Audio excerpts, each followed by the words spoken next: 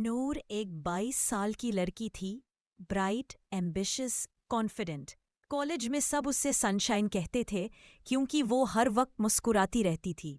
لیکن اس کے گھر کے اندر ایک اور دنیا تھی جہاں لفظ کم اور خوف زیادہ تھا۔ اس کے والد کا مزاج سخت تھا اور اس کی امی ہمیشہ خاموش۔ نور کے سپنے صرف اس کے دل تک محدود تھے۔ وہ رائٹر بننا چاہتی تھی لیکن گھر والوں کے لیے اس کا صرف ایک کام تھا، شادی۔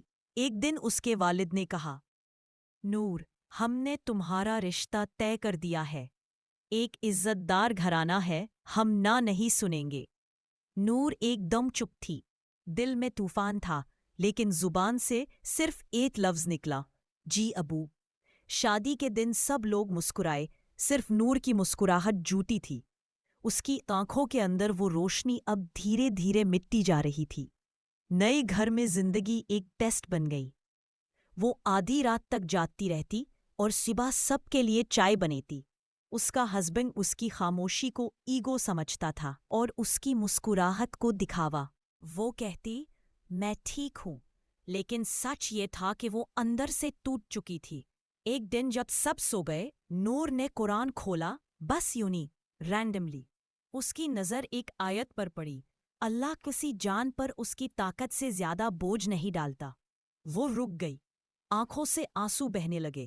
اس نے محسوس کیا کہ اللہ اسے کہہ رہا ہے، میں تجھے دیکھ رہا ہوں۔ اس رات اس نے سجدہ کیا، بہت دیر تک، اور کہا، یا اللہ مجھے ہمت دے۔ وہ سجدہ اس کے لیے پہلا قدم تھا، ایک نئی زندگی کی طرف۔ نور نے چھپ کر لکھنا شروع کیا۔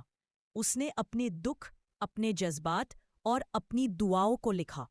ہر لکھا ہوا لفظ ایک زخم کا مرہم بن گیا۔ ایک دن اس نے اپنی لکھی کہانی آن لائن پوسٹ کی، جب اللہ تمہیں رلاتا ہے۔ کچھ دنوں میں وہ وائرل ہو گئی۔ ہزاروں لڑکیاں اسے ریلیٹ کرنے لگی، تم نے میری کہانی لکھی ہے۔ نور سمجھ گئی، اللہ نے اس کی زندگی کے درد کو دوسروں کے لیے سبق بنا دیا ہے۔ ایک دن اس نے ایک آرفنیج وزٹ کیا۔ وہاں ایک چھوٹی سی بچی تھی، عائشہ۔ وہ ہنس رہی تھی بنا وجہ۔ نور نے اس سے بات کی، وہ اور کہہ رہی تھی، آپی جب میں اداس ہوتی ہوں تو میں اللہ سے بات کرتی ہوں، پھر مجھے سکون ملتا ہے۔ نور کے دل میں کچھ بدل گیا۔ اس نے سوچا، یہ چھوٹی سی بچی وہ سب جانتی ہے جو میں نے سالوں میں سیکھا۔ وقت گزرتا گیا، نور نے اپنی زندگی کو ایک مشن بنا لیا۔ اس نے ایک پیج سٹارٹ کیا، ہیونگ وتھ فیتھ، جہاں وہ اپنی کہانیوں کے ذریعے لڑکیوں کو ہوپ دیتی تھی۔ اب ہر پوسٹ کے نیچے لکھا ہوتا، تمہاری کہانی ابھی ختم نہیں ہوئی، شاید اللہ ابھی لکھ رہا ہے تمہارا سب سے خوبصورت چیپٹر۔ ایک انٹرویو میں اس نے کہا، میں اپنے بازی کا شکر کرتی ہوں، کیونکہ اگر وہ درد نہ ہوتی تو میں اللہ کو نہ پہچانتی، اور اگر اللہ کو نہ پاتی تو کبھی روشنی میں نہ جیتی۔ آج نور ایک رائٹر بھی ہے اور ہیلر بھی۔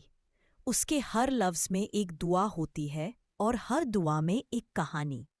جب لوگ اس سے کہتے ہیں، تم اتنی مضبوط کیسے بنی، تو وہ مسکرا کر کہتی ہے، میں مضبوط نہیں بنی، اللہ نے مجھے سنبھال لیا۔ نور کا ہسبینڈ بھی سمجھ چکا تھا اس کے درد کو، اب وہ نور کا ہر موڑ پر ساتھ دیتا ہے۔ زندگی میں دکھ اکثر اللہ کی طرف سے آزمائش نہیں، اللہ کی طرف سے آپ کی کامیابی کی پہلی سیڑھی ہوتی ہے۔ ہر گرنے کے بعد اگر تم سجدہ کرو تو سمجھ لو وہ صرف ایک اینڈ نہیں، ایک نئی شروعات ہے۔